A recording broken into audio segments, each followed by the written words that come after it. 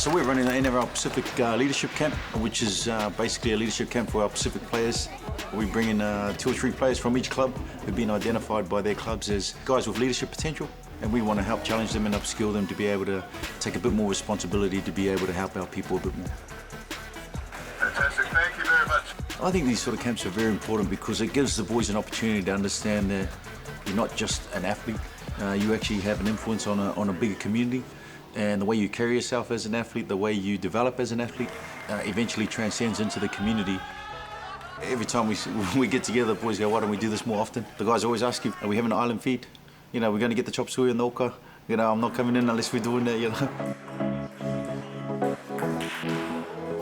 I laugh when I hear Australian commentators try and say the Islander boys' names. It's funny as... They used to call me my uncle's name, Danny Lima.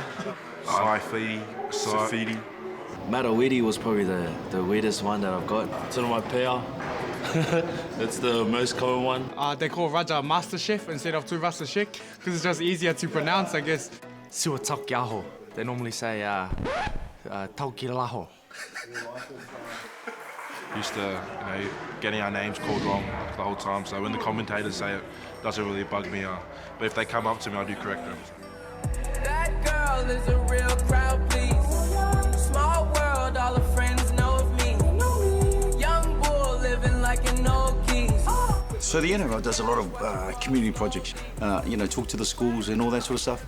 Our boys are really passionate, obviously, about giving back to our own people, so we throw this on top and give them an opportunity not just to help everyone, but then also help our own people as well on our own specific issues that are close to our heart.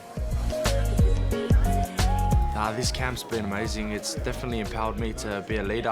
I think the biggest thing is for us Pacific Islanders to have a voice.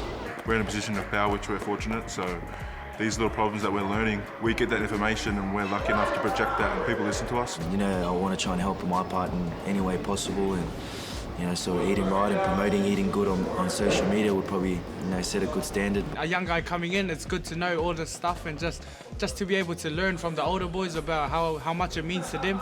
We control 40% of the playing popularity in the NRL, so we definitely need to go back to our roots, that's for sure.